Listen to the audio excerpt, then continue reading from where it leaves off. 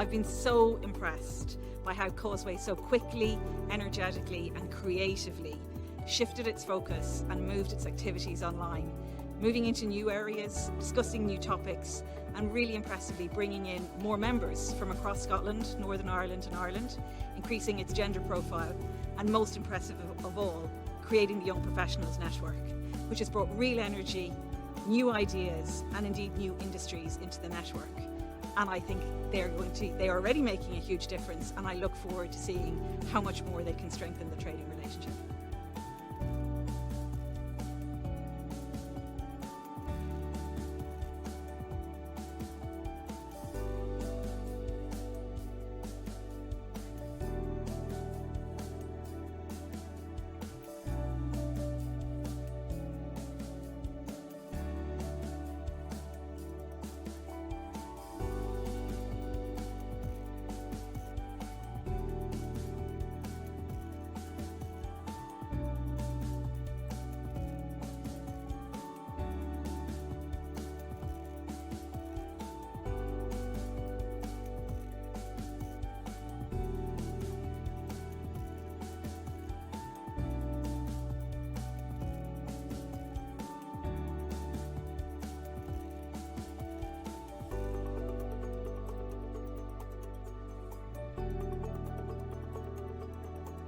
But one of the things I'm really proud of that we've achieved in the past year is the growth of our Young Professionals Network.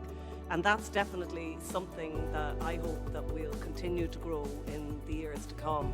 They really bring an energy and influence to Causeway that's really positive. The other thing that I think is quite exciting is the feedback that we get from members when they join us for the first time. And the kinds of things that they say to us is that Causeway it's a friendly organisation. There aren't many big egos there. Sometimes they feel like they've kind of found their tribe.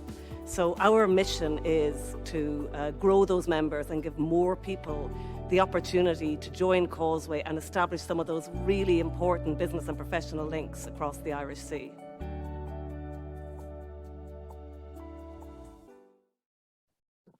So hello everyone and welcome to this event that's hosted by myself. My name is Ailish, I work for the Wildlife Trust, and my co-host Finn, who I'll pass you on to just do a bit of a welcome to you all. Hello everyone, welcome to Causeway. My name is Finn O'Neill. I work at CMS. I'm a solicitor in commercial litigation, which is delightfully not relevant to this discussion. I was just scrolling through. It's lovely to see all your faces. Please do feel free to have your name under your profile. Please put the organisation you're coming from next to your name. Keep your cameras on if you like. It's great to see everyone. So of course, welcome to everyone here. That includes our current members and any non-members, any prospective members. You are all very welcome. In particular, I'd like to extend a warm welcome to our new Causeway members and members that have joined since our last Causeway event. Anthesis Group, Simply Blue Group, Digitally, and Turnbull and Scott. You never know, you could be the next new member. So just to give anyone that doesn't know a bit of background to Causeway. Causeway is the Scottish and Irish business network connecting people on both sides of the Irish Sea, from Scotland, Northern Ireland, and Ireland, right across the island of Ireland. We're here to support businesses and make the connections that they need to grow and thrive. We've been committed to doing that right throughout the pandemic and virtual platforms like this, and we hope increasingly as 2022 goes on to use more in-person events as well, which would be great. Quick discussion of the format and some housekeeping. Obviously note your nearest fire exit because it might be different to mine. And to note that we're going to have various speakers throughout the afternoon, some breakout rooms for some virtual networking, and we will end with a panel Q&A session. So I would suggest if you've got any comments, either put them in the chat or hold them until the end. And lastly, just to remind you at the start, because it's something I always forget to do, just to put your LinkedIn URL in the chat so that we can all connect with each other later. Ailish. Thanks for that, Finn. So before we get started with our exciting speakers for today, I'd like to briefly introduce Jenny Quinn, who is the Vice Consul General of Ireland and Scotland, and she'll just be saying a few words. Thanks very much, Ailish, and hello everyone. Thank you so much to Causeway and the Young Professionals Committee for inviting me to take part today and to speak. It's lovely to meet you all. I think I may have met a couple of you at the award ceremony in October, but hopefully with restrictions easing, we can meet in person again. I think it's brilliant that the Young Professionals Committee was established with the aim to create practical and tangible relationships between young professionals working and living in Scotland and across the island of Ireland. And I've been hearing from the Causeway team all about the wide variety of successful events organised to date, from focusing on startup and entrepreneurs to learning from failures on the journey to success. I think we can all identify with themes of that.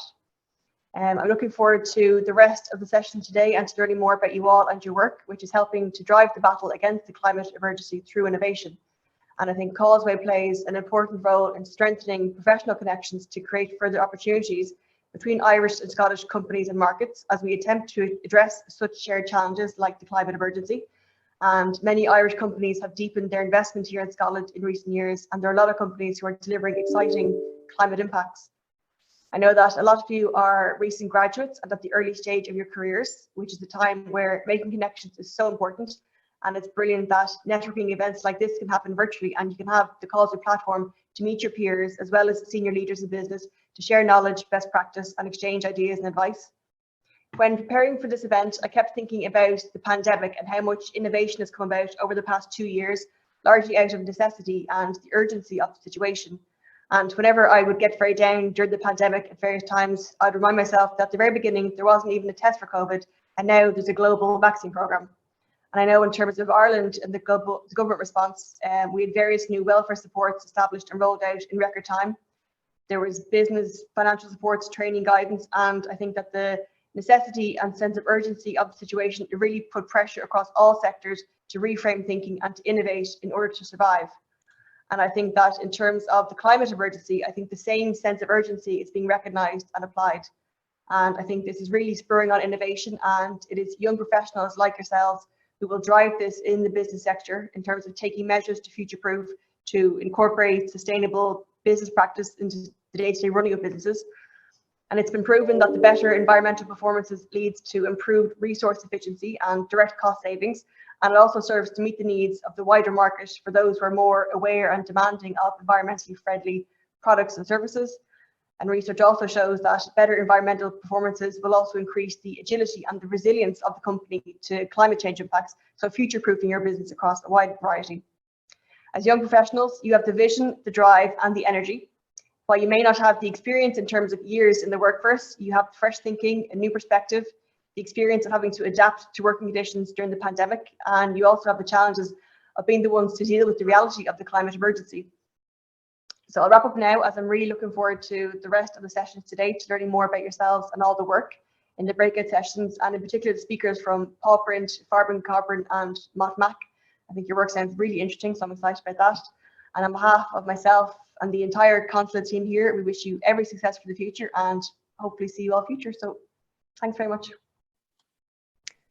Thanks so much for that, Jenny. I think we can all agree that was really well said.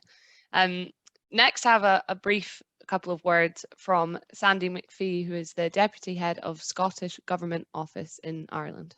It's quite a mouthful. Hi everyone, thanks for having me along today.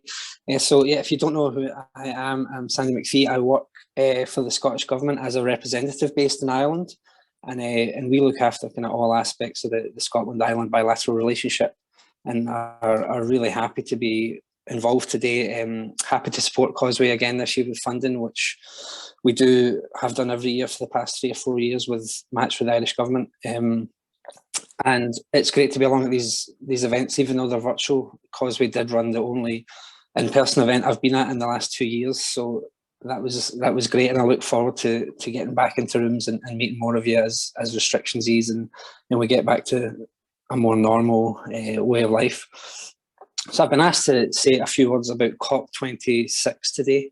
I'll talk very briefly about the conference itself and just give a bit of background on the work that kind of went in from my perspective and from perspective of working in the Directorate of External Affairs within Scottish Government.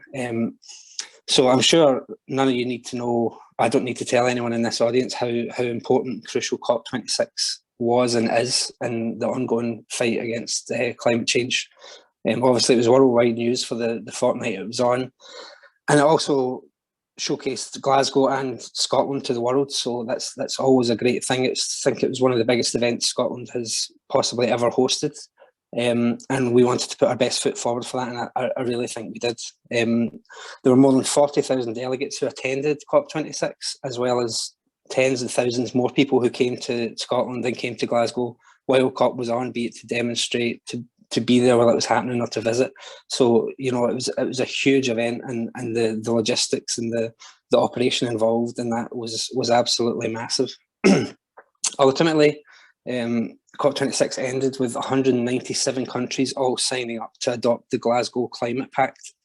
Now, I know the pact didn't go as far as a lot of people wanted it to go, but I think it provides a basis to build on into the future, and Scotland will certainly be looking to be at the forefront and showing leadership there as we look to meet our own commitments for net zero and all the other climate change policy and commitments that we make as a government, and it's a real key area for us. From a personal, professional perspective, November saw our whole Directorate for External Affairs basically focused on COP26 in a way that I don't think has ever happened in any other event or you know, policy challenge in my time in government. I've been in government for 12 years. It was a really busy time. The whole Directorate dedicated itself to the work. Our objectives as an international facing arm of the government were to showcase Scotland, our strengths and values to the world, and also support government-to-government connections and kind of exploit the opportunities around trade, investment and culture that these type of events offer themselves. So to give a bit of background in terms of numbers, the work of our Directorate of External Affairs led to approximately 150 ministerial engagements across the fortnight. Breaking these down more, there was 10 international pledges and agreements that the Scottish Government signed. We got 40 global signatories to the Glasgow Women's Leadership Statement on Gender Equality and Climate Change, including leaders of Bangladesh, Estonia, Tanzania, and also delegates from the UN and the Prime Minister of Iceland and New Zealand. We met with representatives from approximately 50 countries across the world. We had more than 65 bilateral meetings, and the First Minister met approximately 25 other heads of state and government during the fortnight. We attended 47 panel events with ministers and senior officials from across the world. We had 15 wider events, be they dinners or roundtables. We ran 5 receptions for people, for delegates from around the world, and also created 1 viral TikTok thanks to a can of Iron Brew. So the workload that went into it was absolutely massive, and I'm sure Jenny can tell you how busy it was and for those guys in Edinburgh. It was a massive undertaking. I think it's an important step forward. It showcased Glasgow to the world, and I know as a government we were proud of how that event went, even though it was, you know, it was a UK government event. It was held in Scotland, and you know, I really think we put our best foot forward. And with that, I'll hand back over to the hosts. Thanks very much for that. It was really interesting again. So we're nearly ready for our first speaker, who will be Christian from Pawprint. But just before we do that, we thought we'd run a quick poll. So Aoife, if you could kick that off if you have it ready. I'll give you guys all a couple of seconds to answer the question.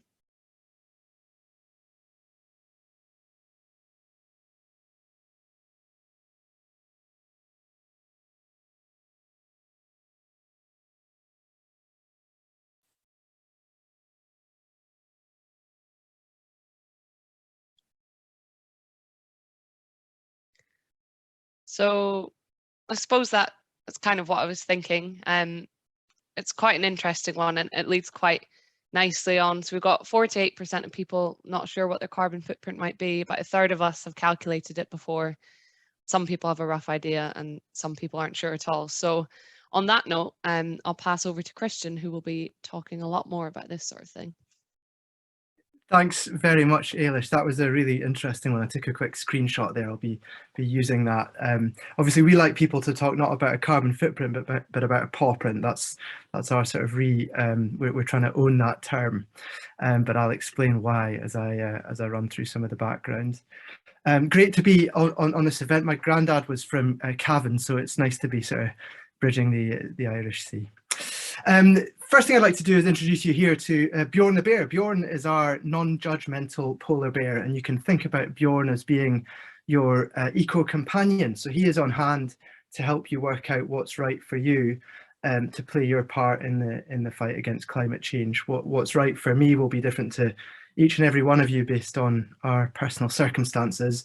And I guess what Pawprint's about doing is allowing you, empowering you as an individual to do as much as you can within reason in your personal life and in the spheres of influence that you have. And one of the greatest will be where you work, because your company, with all of its employees and all of its suppliers and all of its customers and shareholders, has a lot of scope for, you know, making a real dent in carbon.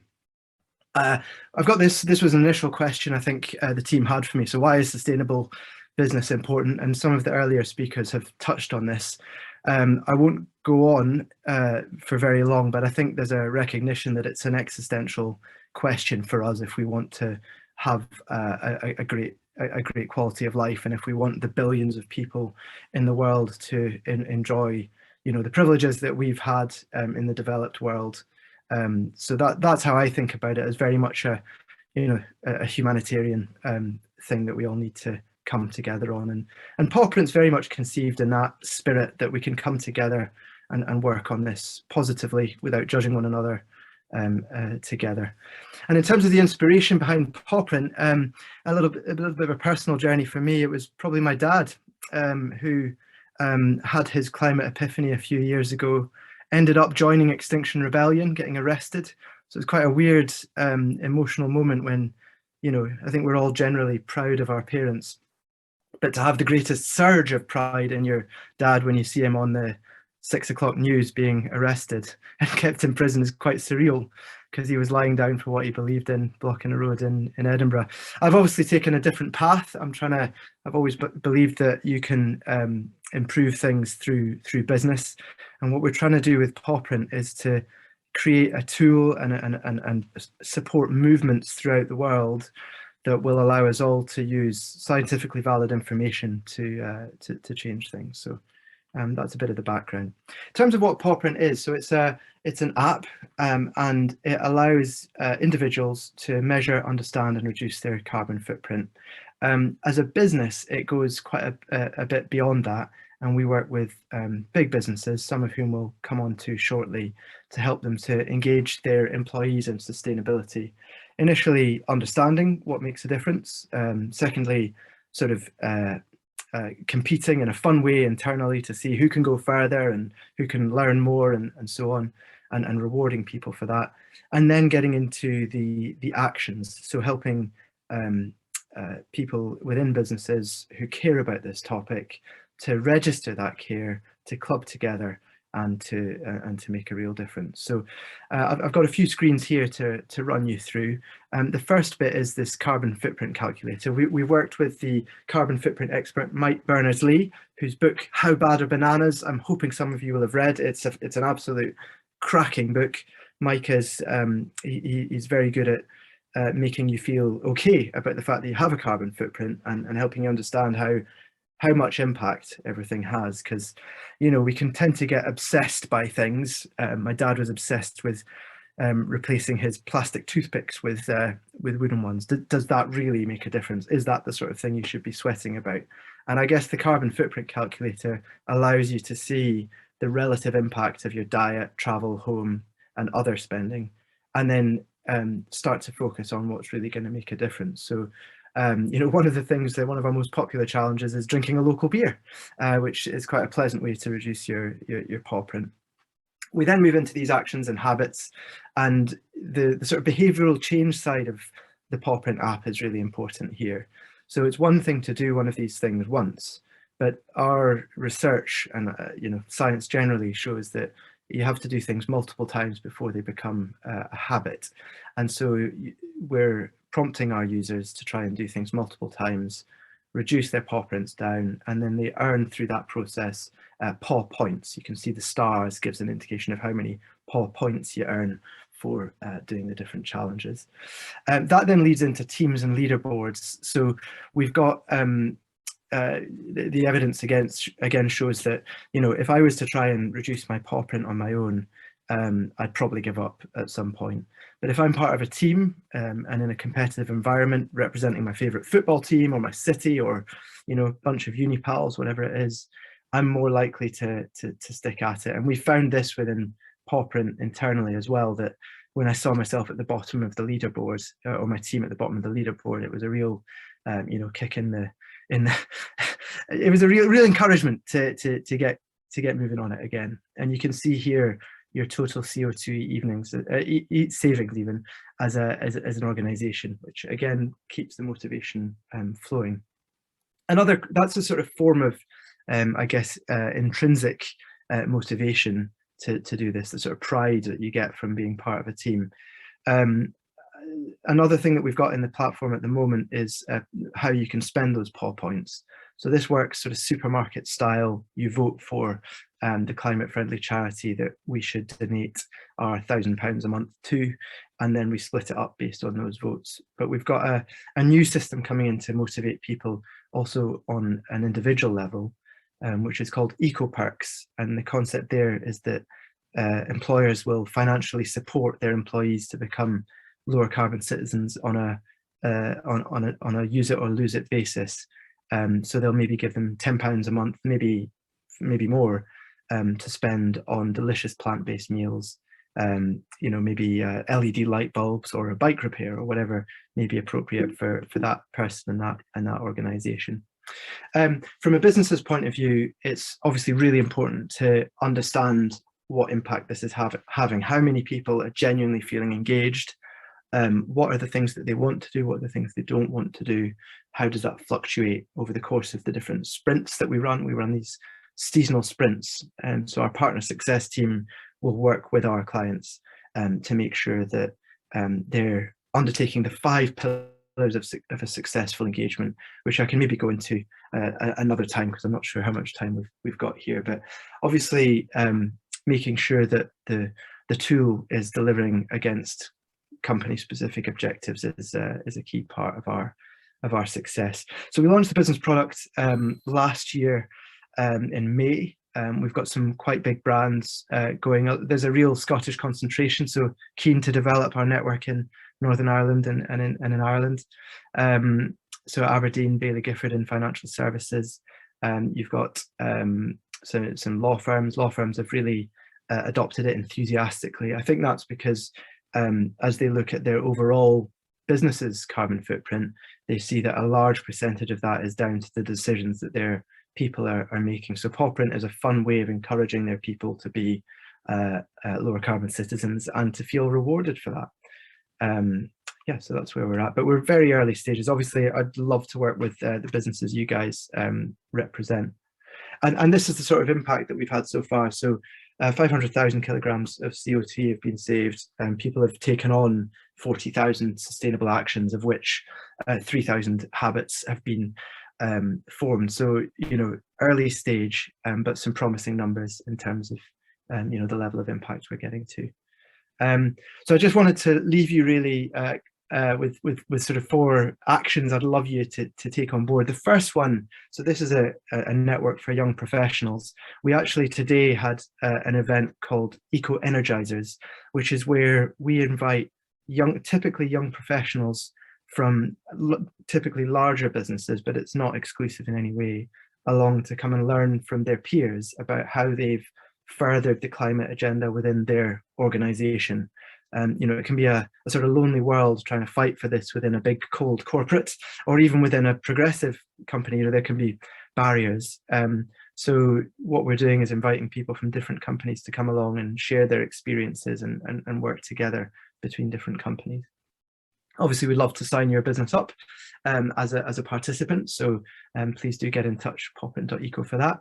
As individuals, we'd love you to download the app, give it a try, and give us feedback, and then tell other people about it. Because the more people that get involved in doing their bit about the climate agenda, even if they're just understanding what their pawprint is, the better for all of us in the long run. So thanks very much for having me. I hope I've not spoken for too long, and very happy to take questions as and when appropriate. Brilliant, Christian. Thank you very, very much. That was really great. And what I really love about Pawprint is that mixture of innovation in the tools that you're bringing to the table, but also in that approach where you're looking at how people can change things at their own pace in a way that suits them. I think that's really very inspiring, given the discussions that we're surrounded by. And if anyone does have questions, perhaps they could put them in the chat now, and we might put them to you at the end if that's okay. Absolutely. Thanks, Finn. Appreciate it. Perfect. Thank you very much. I think we're going to move on now with our first breakout room. Aoife, if we are... Yeah, we're going to launch the breakout rooms for about 8 minutes. You're going to be in a room of about 5 people. And a starter question is, do you know what your carbon footprint your business has, and what practical steps could you take to reduce it? Okay, I'll launch the breakout rooms now. Thank you, Aoife. I think that's most people back now. Yeah, I think it is. Finn, over to you. Thank you very much. I hope you all enjoyed the breakout rooms. I hope you all got a lot out of the discussion. Hopefully these are discussions that we can continue after today on LinkedIn, in person, and yeah, just continue them as we go.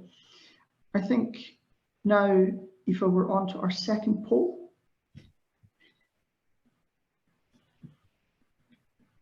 So you should now see the poll question.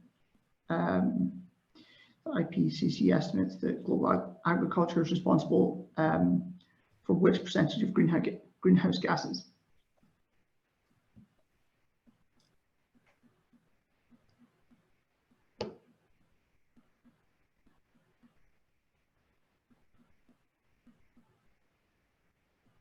Bents.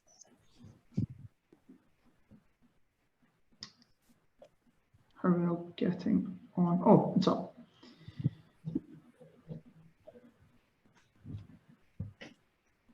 Do people know? I don't know if you can tell, but the correct answer is 8.5. Otherwise, that poll wasn't worth much. But yeah, before I knew the answer, I think I would have guessed 24 as well, which is what I can see. The majority of people have. And yeah, this is another kind of sneaky segue into our second speaker, who is Stephanie from Farming Carbon. Hi. Okay, I'll just share screen. Is that okay?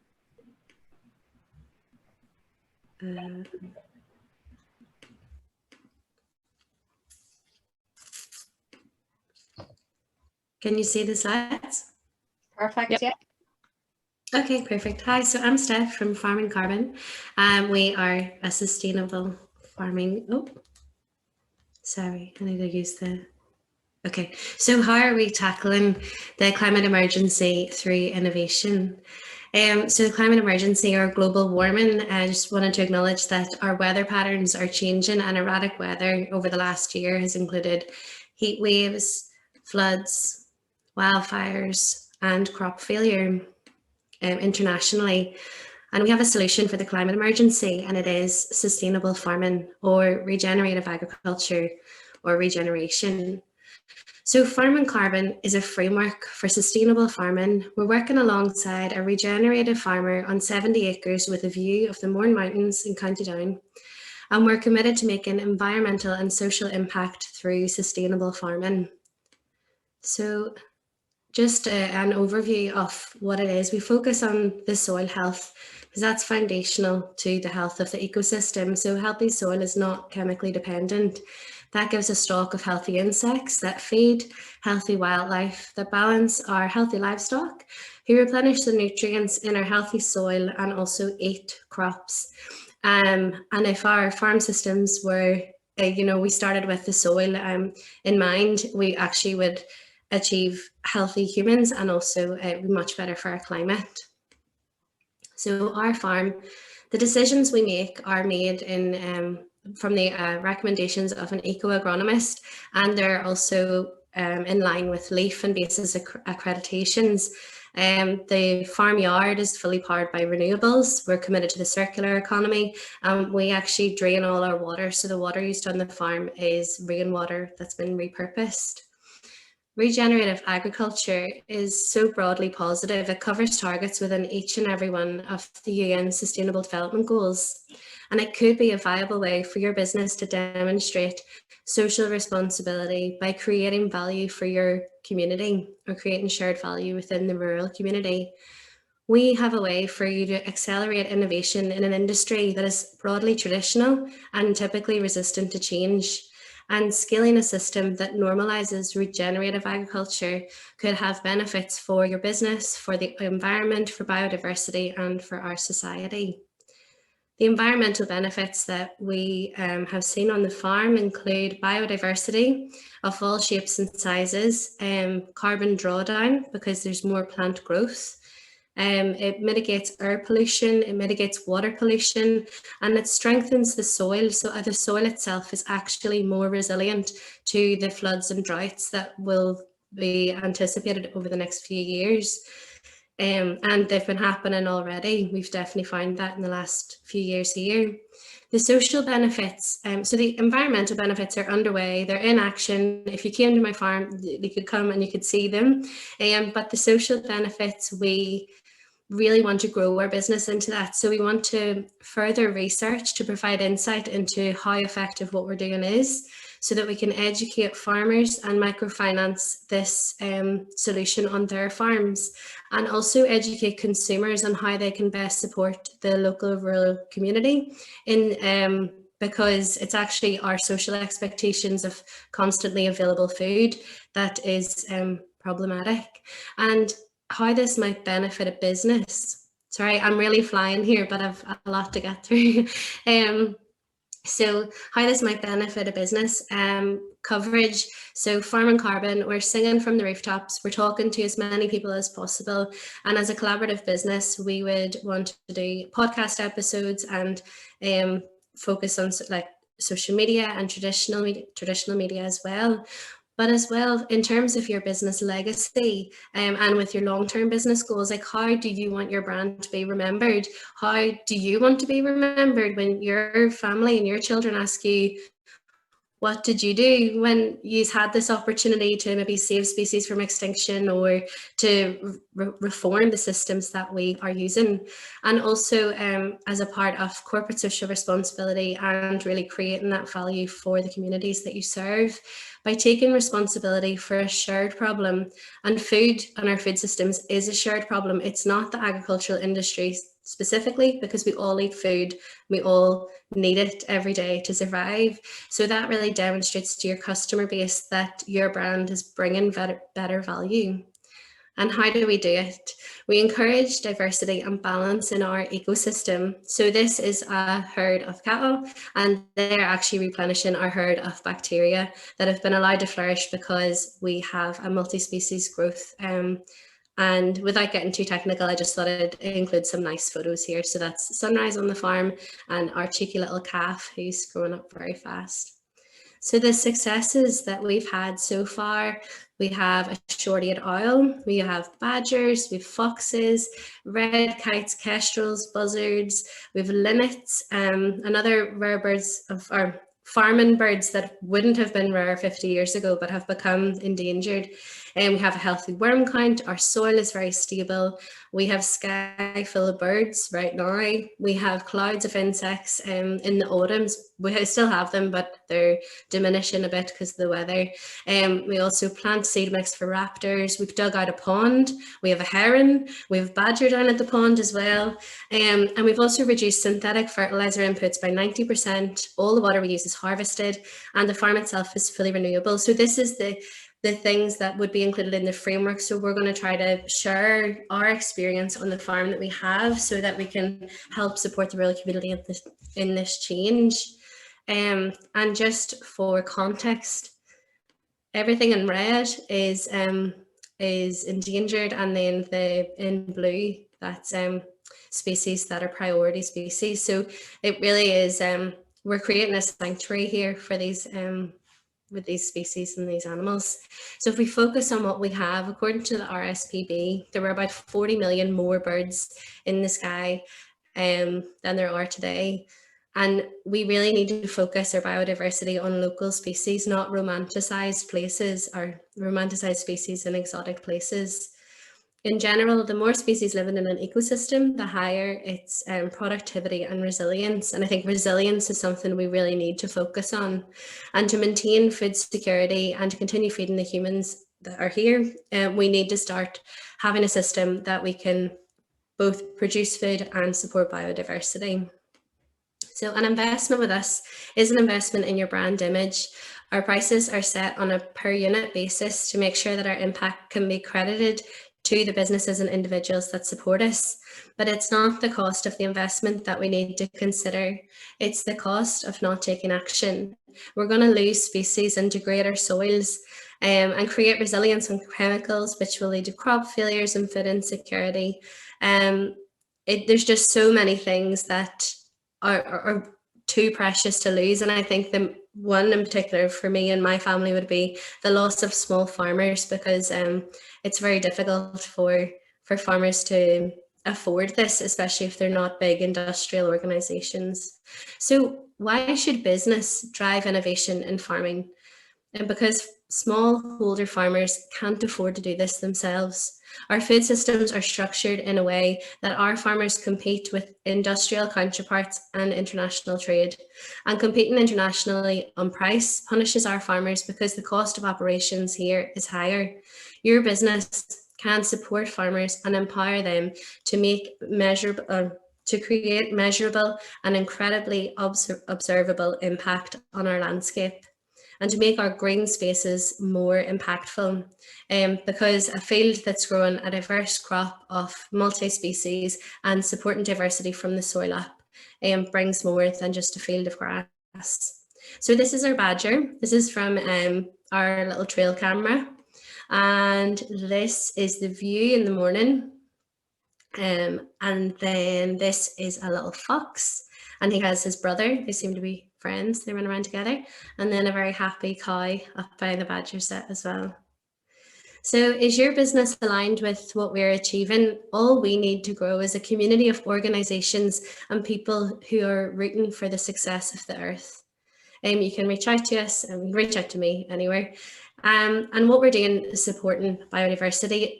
Bugs need habitats, and we need bugs. We've had a reduction of 76% of butterflies.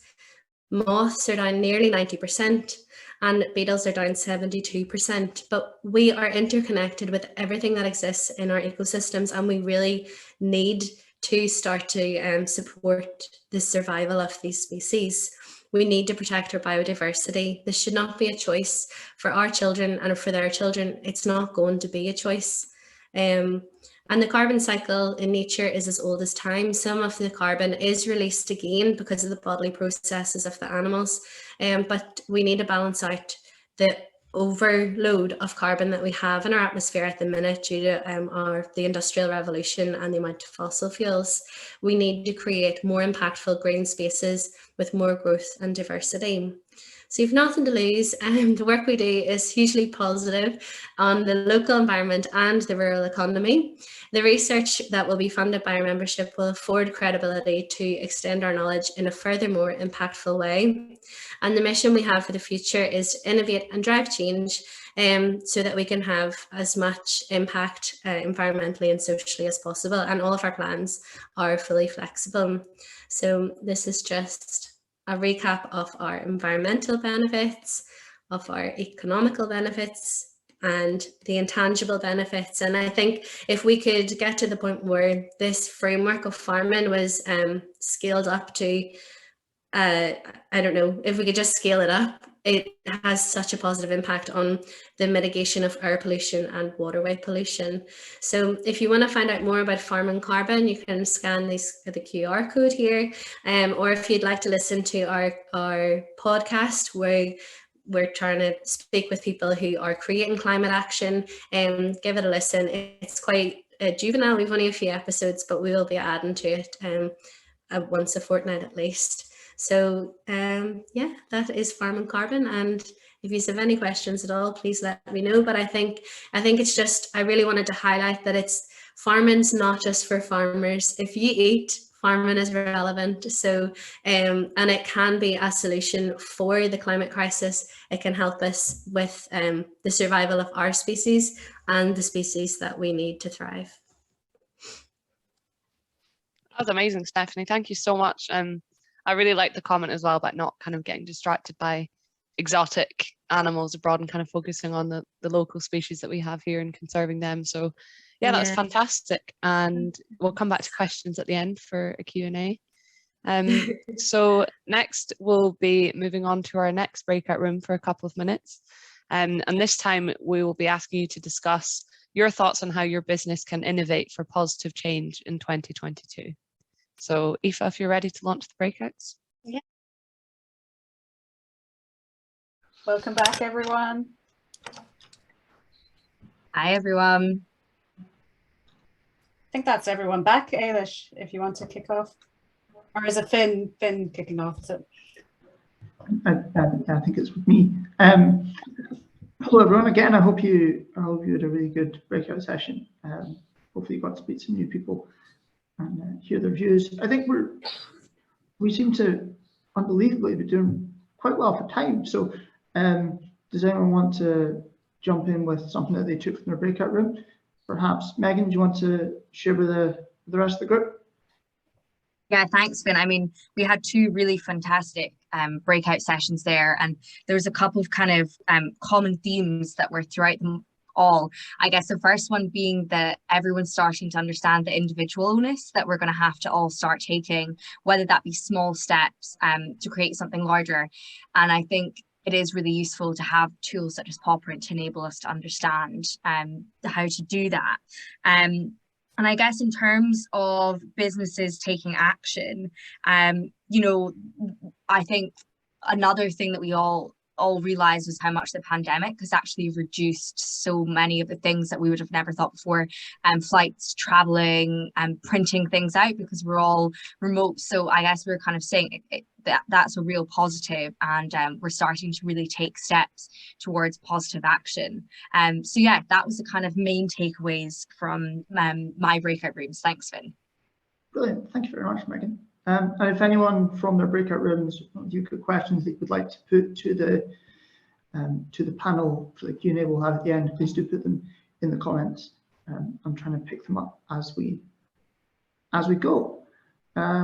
Excellent. I think now we'll move on, introduce our third speakers, Emma and Tom from Mott Macdonald from the early career professionals team.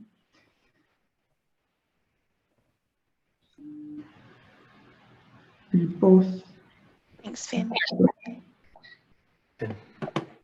Just quickly share my screen. I have not done this on Zoom in a while, so we'll see how successful this is.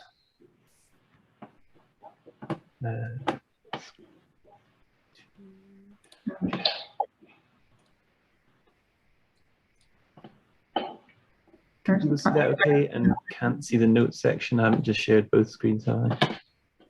That's perfect, Tom. That looks good. Yeah, thank you. Okay. I'll kick off. So yeah, thanks Causeway for having us along. So Tom and myself, we work for Mott Macdonald, and today we're going to be presenting on behalf of the Scotland Early Career Professionals team, or Scotland ECPs. So Mott Macdonald actually recently joined Causeway, and Tom and I are delighted to be able to contribute to today's event. So thanks for having us. So for those who don't know, Mott Macdonald is a global engineering, management and development consultancy focused on guiding clients through many of the planet's most intricate challenges.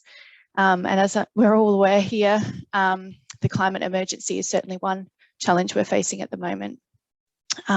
So on that note, Tom and I will share how the Scotland ECPs have successfully applied some innovative approaches to bring multidisciplinary and cross-sector professionals together to recognise the challenges and opportunities for reducing carbon emissions and for developing a climate resilient Scotland. We're also going to touch on some of the outcomes of these efforts as well. So if you head to the next slide, Tom. Perfect, thank you. So Tom Macdonald is a graduate consultant and is actually, he's a graduate consultant in the Buildings and Cities Division, I should say, and is also the BNC Sustainability ECP lead. Tom's based in Belfast now, and I'm a senior asset management advisor in Water Consultancy Division within Mott's, and I'm based in Edinburgh. So as I mentioned, the Scotland ECPs, we're actually a multidisciplinary and cross-sector group of ECPs within Mott Macdonald who work on projects across Scotland. A lot of us are based in Scotland, some aren't, but we all have an interest in supporting Scotland achieve its net zero and climate resilient infrastructure ambitions. So we assembled ourselves actually in early 2021. And we're pretty keen to use the momentum that was building around COP26 in Glasgow to also input into some, I guess, innovative approaches within the business to support net zero. So some of our aims are here. So firstly, we wanted to enhance the awareness of local challenges and opportunities within the business. We wanted to generate ideas for local place-based solutions. And we also wanted to demonstrate thought leadership to help solve some of the local net zero and climate resilience challenges. So together we sort of banded behind our mission, which is shown here. Again, with COP26 on the horizon, it was really driving our efforts along. So on the next. Perfect, thank you. So as I mentioned, with COP26 in Glasgow, Mott Macdonald had organised itself under 3 different themes, which were going to sort of be the priority for the business. And we felt it was fitting for us also to fit within these themes and align with the business. So they were firstly net zero infrastructure. So this covers energy transition, sustainable transport, net zero buildings, carbon and infrastructure. So quite different industries. 2 was around climate resilient infrastructure. Pretty self-explanatory, and 3 was around climate smart development. So this is Mott supporting developing countries embed best practice essentially when it comes to climate resilience. So over the year 2021, this is a very high level summary actually, just to show some efforts and focus for the ECP's team. So the first quarter was really focused on us organising ourselves and outlining what we wanted to achieve over the year leading up to COP26, but also keeping beyond that in mind. We pulled together a business case, which was actually awarded. So we were able to secure funding for ourselves for the year. So that led us into the second quarter of the year, which was really focused on research and research in a couple of ways. First, we were all pretty keen to be working in this space, but also felt we needed to upskill, sort of improve our own awareness, especially if we were going to be guiding the business and trying to pass that learning on. But also we wanted to try and research the best way that we could engage with the rest of the business and pass this knowledge on and start generating some ideas together. So in the third quarter, our research led us into engaging internally and externally. Internally was focused around a series of workshops that we pulled together. And externally was with some potential, I guess, partners who had popped up through our engagement. We've found there was appetite to start sharing some ideas sort of outside the business as well. And we followed through on some of those, and we still are now. So those efforts led into Q4, which was some of the outputs from our work actually started to inform infrastructure policy within Scotland. So actually fee earning work, as well as these thought leadership pieces I mentioned before. But we also held a side event at COP because we were quite keen to continue engaging and potentially collaborating with other ECPs outside Mott Macdonald as well. So what we're going to touch on more today are our focus of efforts in Q2, Q3 around research and internal engagement. So one innovation that we've learnt of within Mott Macdonald which actually informed quite a bit of our efforts, was around the Futures Toolkit. So the Futures Toolkit was, I guess, came from a collaboration with UWE Bristol. It stands for Future Uncertainty Toolkit for Understanding and Responding to an Evolving Society. So it was actually developed as a new approach for transport planning. So the idea was that it's a vision-led approach which enables decision-making in the face of uncertainty, which sounded, and it really is something topical, relevant for looking at climate and climate change. So the idea is that this decision-making in the face of uncertainty leads to more resilient decisions and outcomes. So we actually, as a team, participated in some condensed practice applications of the Futures Toolkit and realised that there were quite a few principles used to create and deliver the Futures workshop that were relevant to our needs. So we took those principles on board and applied it to our work. And that involves the workshop style, which was delivered using digital tools that enabled interaction from all participants. So just remembering the context of 2021, it was still we were still within a pandemic. There was a lot of working from home, and we were trying to engage and reach people who were working all across Scotland, but also within different disciplines, different parts of the business as well. So the individual activities that were stepped out through the workshop style for the Futures Toolkit sort of were laid out in a way to guide people's thinking and ideas generation, which was quite useful. And there were also breakout rooms similar to what we're using today for more in-depth conversations. So we wanted to take those on board as well.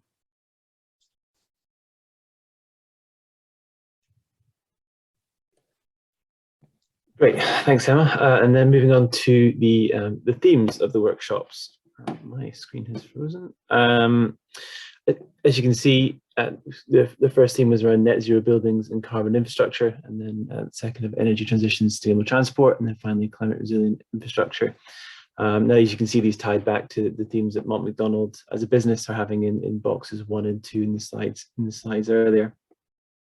And each theme had 2 workshops, so we had 6 workshops in total, 2 hours long, and each workshop, and they focused around the first one of the challenges, and the second the opportunities that came out of those challenges. Some of the key parts of really running these workshops were, as Emma said, the online tools that were available to us, and using tools like Miroboard to make it as interactive and engaging as possible, a friendly UI to keep people engaged in the conversation, and also be able to capture the output in the most effective way. And in small bursts using the post-it notes, which you'll see in the next slide. We also ensured that we had strong responsibilities for each person involved, and rigid and well, pretty adaptable but fixed timings to ensure that we captured the right conversation that we wanted to. We had a facilitator who really kind of led us through and kept us focused. We made sure we had subscribers, so to make sure that they could capture the information and allow people to focus on the conversation instead of themselves trying to put the information up and distracting themselves from being able to add value to the conversation. And we also made sure we had some industry experts as well within these conversations to help push us in the right directions and validate opinions as well, which was really helpful. So this is the overall workshop format. The ones along the top were the more workshop 1, and then the ones running along the bottom were workshop 2. As you can see, it's quite a friendly looking UI. It's quite colourful, and it was quite easy to digest information that came up. In terms of the workshops themselves, I had about 40 people roughly in each one, if not sometimes a bit more. And that really came across throughout the business. So we had engineers, project managers, we had just general consultants, management consultants. And that was across, buildings and cities, and water, energy, transport. And that was really across all levels of the business, junior to senior. So it was a really fantastic collaborative event, workshops to allow people to speak to people throughout the business. We're slightly over time here, so I'll try to fire through as quickly as possible. The first one was about framing the discussions. So this was really kind of setting the scene for these workshops, and for those people who might be coming in cold to the workshop, kind of get them in the right mindset, thinking the right way, and giving them something to work on for the next few challenges that we had. And so that was really important to get people in the right mindset. We then moved on to the first activity of the workshop. So we had used the PEST model, which is a variation of the PESTEL model, and picked out the ones that felt most relevant for the question that we were asking here of economic, technological, social, policy and procurement. And they were really keen in these workshops that any activities we did, that we actually added extra context and value to what we were putting out there. And by doing this, it helped us understand these challenges further by seeing if they were economic, technological, were they impacted by social, and you know, as you can see, some things straying across into other parts of the matrix as well. And then moving on to the third activity of workshop, the second activity of workshop 1, it was about turning these challenges into opportunities. And this was done in breakout rooms, whereas the one before was done in a larger group. And it was about understanding the opportunities that were available to us and placing them again, adding further value and context onto them by putting them on this urgency and complexity matrix, which really helped us focus onto the things that were most relevant to us. You know, things sat in the low urgency and high complexity, or even just low urgency and low complexity. Maybe they weren't the things that we wanted to focus on. And then once we took those opportunities, we and this is into the second workshop now, we took these opportunities and started asking the questions about how to tease these opportunities out and how we build on them and bring them to life that bit more. We thought about what can we do within the business, and you know, what skills and partners and technologies do we need to build on in order to make these opportunities a reality. You know, and even the simple things like education and training, is that required? You know, and that could be internally or externally. And also the things like, would this benefit from regulation and policy? You know, is this something that can't be done by us necessarily, but is it something we can inform and suggest, and you know, thought leadership and elements like that. Again, just trying to make that opportunity more real. And then finally, we thought it was important to think about these opportunities in the context of what we were doing, and that was decarbonisation within Scotland. So we put it on that timeline against the 2045 goal. Of course, there's 2030 as well in Scotland as well for some targets in there. And that might be just building on the opportunities, and it could be a series of opportunities, or it could be one opportunity with the different blocks that is required to hit that, you know, depending on how complex these opportunities might be. This is just a bit of a flavour of what came out in running these workshops across, you know, including a wide array of people and a lot of disciplines and a lot of, you know, seniority and experience levels. The workshop style, which was guided by the future principles and our own research, really drew out key themes, which was quite interesting to see that no matter what the background, the key themes were there around, you know, the social impact and the geographical challenges that we face within Scotland, issues around ownership and understanding technologies. They are all common themes throughout. And it identified really that there are similarities and interdependencies across sectors, and how we would have to work together and collaborate in order to tackle these. There's just some quick takeaways from running these workshops. You know, digital tools, as you've seen, are fantastic enablers for better collaboration. I think when we first moved into the pandemic, we didn't really think that was possible to have such effective collaboration, but the tools are there, and once you get a handle of them, they are fantastic. You know, we had people from so many different levels be able to contribute that we wouldn't have been able to do before, because otherwise it would have been, you know, flying loads of people around the UK instead to do that. And it was a fantastic way for junior people to hear senior people's thoughts that they might miss out not being able to be in that office environment. Cross-cutting teams can break down silos, big picture thinking. It's just important to show that you do need to, the information flow can sometimes be slow within a business, and this is a fantastic way to kind of break that down. Systems thinking is required, and to solve a lot of these problems. This workshop was a fantastic way to apply that systems thinking by getting everyone in the room at the same time. I know Mott's have done a lot of work in pushing systems thinking and place-based approaches. There's a few papers out on that have been produced by Mott. And then finally, solutions are already out there. We just need education, implementation, and collaboration. So, you know, people are passionate, but educate them so they're confident to be able to apply these, implement solutions, and just learn from any mistakes that are made as a result. Sometimes action is just the best way forward. and the collaboration, we can learn from each other's experiences and expertise in order to solve these solutions. Just this quick slide about outcomes of the workshops. I think Emma's really kind of touched on this already, actually. So like I say, help and win inform ICE Scotland paper, work with One Planet and identify synergies between us both, and also has helped provide access to COP26 events. And also we ran the external event as well with other ECPs, both public and private sector. And then also find they're producing the thought leadership pieces, which we're really excited to hopefully publish at some point soon. Sorry, I realize I'm horrifically over time there, but thank you very much for your time. I hope it wasn't too rushed.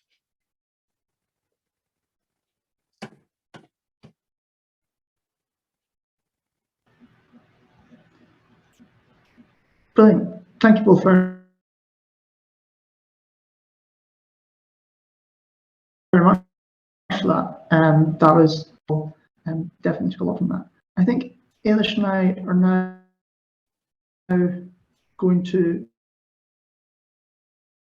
move on to the final comments and Q&A. I do apologise if my connection seems at all patchy. I'm not, if it is, I do apologise. I think just before that, Finn, I think we can probably Before squeeze we in. move on to the questions, could I call on Chris Stanley from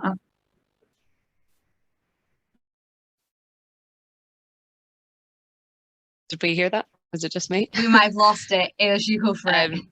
I'll repeat. So to call on Chris Stanley from Anthesis, just to say a few words if you're there. Oh, thanks. Yeah, sorry, I couldn't quite hear Finn there.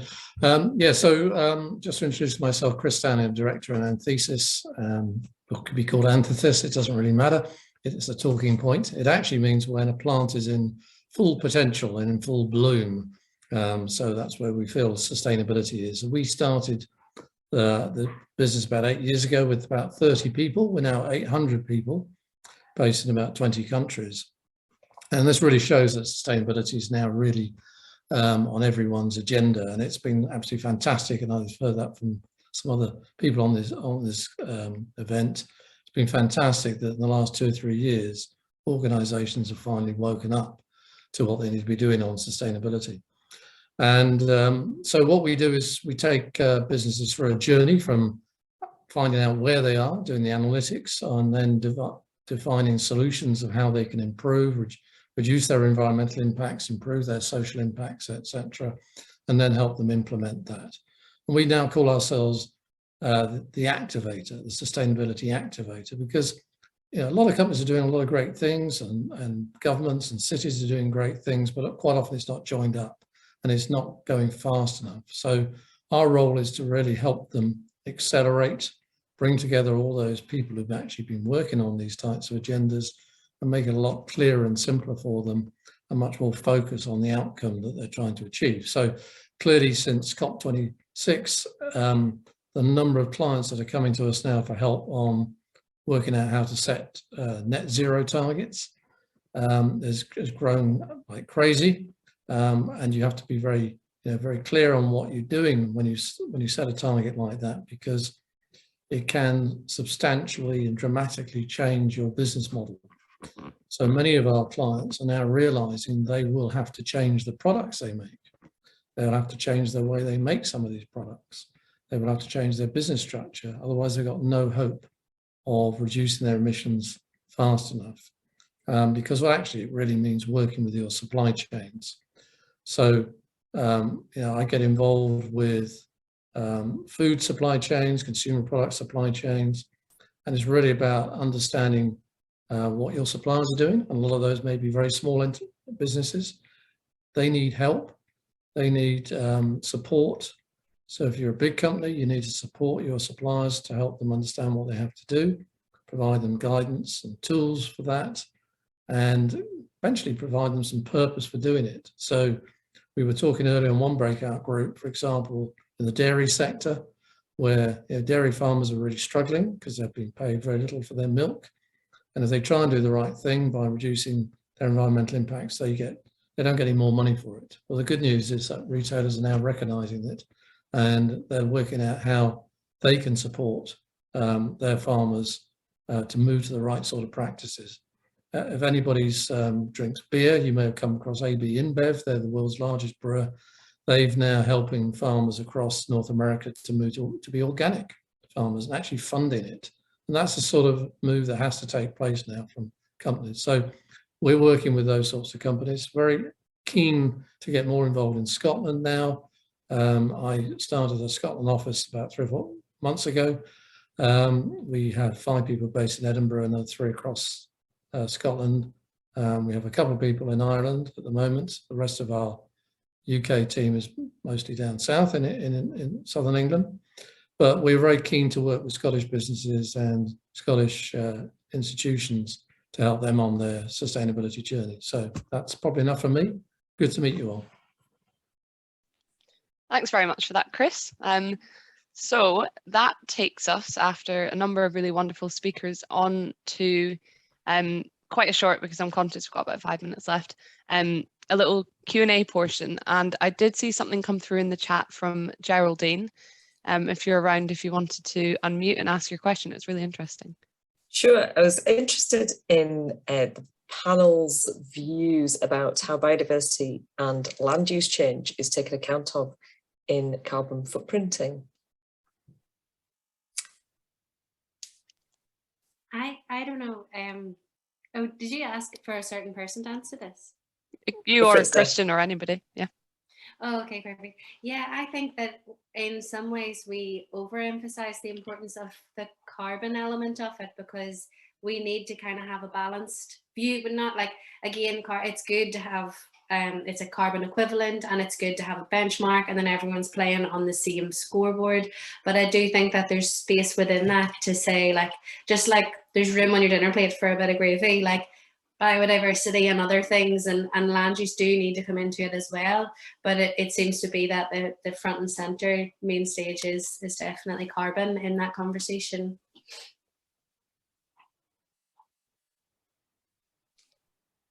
So if Chris from Anthesis wants to jump in on that. Yeah, I mean, I think I would agree that actually don't focus too much on the carbon when it comes to farming, focus on the biodiversity. Because of the the species loss we've had. And I mentioned that, I think, to some of you, the Cool Farm tool, which is a free tool for farmers to use to measure their impacts, and that the biodiversity part of that is now quite sophisticated and actually helps you understand what different strategies you can adopt to improve the biodiversity and still have a productive farm. So yeah, I recommend anybody's got connections with farming businesses to look at that. It's been used by hundreds of thousands of farmers now, and is mandated by a lot of the big food companies that their suppliers have to use it as well. Our own interest in Anthesis, we do the software for it, but otherwise we're just here to promote it for free. We probably have time, if nobody else wants to come in on that, for either one more question or we can wrap up and pass to Megan. I'd like to give a shout out to Simply Blue Group as well. They're new Causeway members and they won the Sustainable Business of the Year award at our Causeway Awards in October. So very welcome, Dara. Thanks very much. I'm only newly joined Simply Blue myself, so I can't take any of the credit. Are you based in Cork, eh? I'm in Limerick, but that was just because of lockdowns and stuff. Hopefully get back down to the office soon. Very good, very good. A great example of a Cork business that's doing really well over in Scotland in sustainability. Christian, I noticed that you were going to add a comment as well, but you were on mute. Was there anything you'd like to say as well in response to Geraldine's question? Yeah, I mean, so not directly, but I think the point that was made by the other speakers is absolutely in line with my understanding, which is that carbon, the reason we've chosen, the carbon footprint as a number is because that's the sort of easiest way for people to quantify personal impact. But there are definitely situations where choosing things just based on its carbon footprint are not the right decisions overall. A good example is eggs. So, battery farm eggs have a lower carbon footprint than organically grown eggs, and yet may well not be the right way to go for society. And I think definitely looking at things, in an agricultural sense and more broadly, and encouraging biodiversity are critical things that we all need to do as part of the wider sustainability agenda. So just wanted to, yeah, support what the other guys are saying. Yeah. Thanks so much, That's a everyone. great I guess yeah, that it's really helpful to get some context around that and to understand that carbon emissions isn't everything, particularly in that egg example. I guess I'll just take a quick opportunity to wrap up today. On behalf of everyone at Causeway and the Young Professionals Committee, thank you so much to all our speakers. A fantastic shout out to Ailish and Finn, who really drove the organisation of this event. It's been amazing and shared a lot of insights, and for me, I know I'm going to go away with a lot of thinking and actions from this, and that's something which is really helpful for me, just to have tangible actions. So yeah, thank you so much to everyone for sharing this. It's been fantastic. I'd really encourage everyone to link up on LinkedIn, export the chat if you haven't already, connect with everyone. I'm really looking forward to reaching out to all of our non-members today to see if we can schedule in time for a little chat to see how Causeway might be helpful to you. We've got some really fantastic events coming up. We've got our Digitising the Construction Sector event on the 24th of February. We've got International Women's Day on the 3rd of March.